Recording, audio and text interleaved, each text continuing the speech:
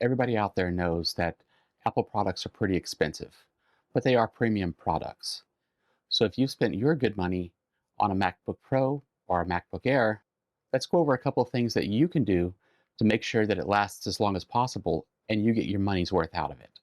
I'm going to be using the M4 MacBook Air as an example today, but everything we talk about here will also apply to the MacBook Pro line as well. For that matter, most of it will apply to the Mac Minis as well as the iMac. I don't have a Mac Pro, so I can't speak to that, but I would imagine most of the same principles would apply to that too. There are a few things that we're going to go over that apply only to laptops. So one of the first things that I want to talk about, and I can't emphasize it strongly enough, MacBooks, MacBook Airs, or MacBook Pros are all designed and engineered with very, very tight tolerances. You can look around on the sides where it opens, and there is just a very, very tiny gap.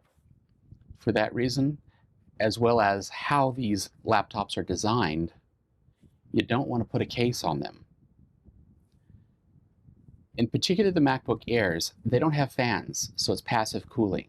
So the entire body is basically engineered as a heat sink, at least primarily the underbody anyway, as well as the top, the keyboard portion. It may feel warm at times, but that aluminum body is pulling the heat away from the core components. If you put a case on it, you're trapping that heat in there and it's not able to escape as quickly. So you want to avoid putting a case on there. Also, most cases clip on to the laptops, so there's a little edge that will actually be over and will interfere with the tolerances when the lid is closed, which can over time affect the hinges. Now these are very precisely engineered devices, so you don't want to take a chance on prematurely wearing down the hinge or anything else, especially with the Airs because they don't have fans. The Pros do, but it's still better not to put a case on them so they can thermally vent a little easier. Also, there are little plastic lens covers that you can put over the lens covering the dynamic island. So when you don't want to be filmed and you want to ensure your camera's off, you close that. But again, these devices are very precisely designed. So now you're introducing an area that's not flat. Over time, that can cause problems. Very quickly, depending on the pressure that may be applied to the laptop, like if you put something on it or if you're squeezing it, that can actually cause the screen to crack. And that's not going to be covered under your warranty. So, to recap, don't put a case on your MacBooks, Pro or Air, especially the Air because of being passively cooled. And don't put lens covers on it either, because you can ruin your screen. Now, I've got the MacBook Air in Midnight, which is a smudge and fingerprint magnet. I like the color. I tend to like the darker colors, space black, space gray. So I wanted to give Midnight a try. You got to stay on top of it to try to keep it clean. I cleaned it before this video, and you may already be able to tell that there are smudges on it. And this goes for the inside as well.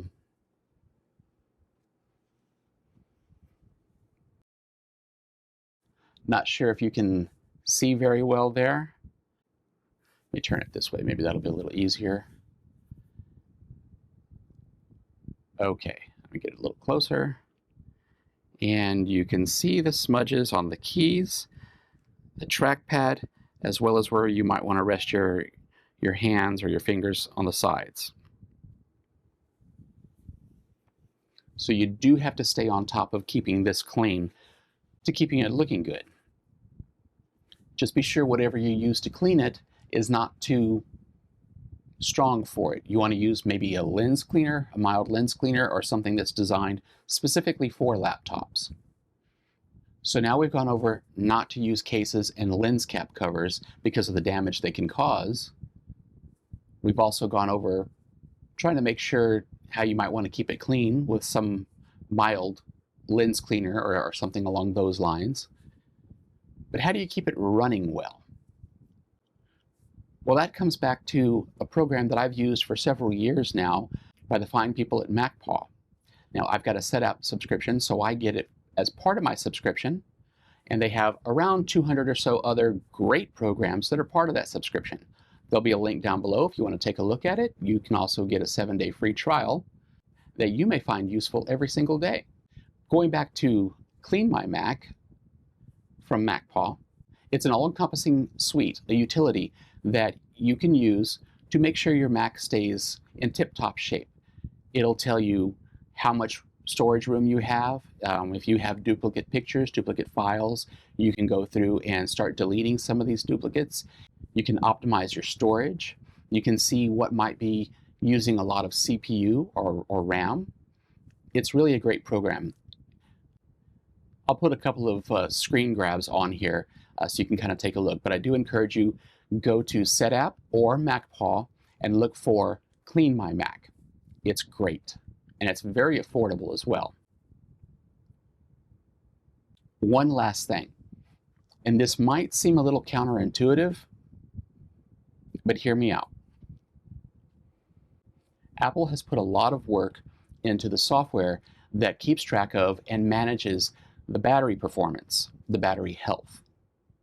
You do not want to continually charge to 100%, let it go down below 20. Charge to 100% and let it go down below 20%. That will wear out your battery prematurely. If you're not taking it somewhere, leave it plugged in 24 hours. The software will charge it up to a certain percentage. I believe it's 80% once it learns your usage patterns, and it will hold it at 80%, which is optimal. At that 80%, it then completely bypasses the battery and runs off of the regular electricity. So you're not wearing down your battery. Now, if you do have to go somewhere, it's a laptop, of course. Unplug it. Use it as you may. Try to keep it above 20%.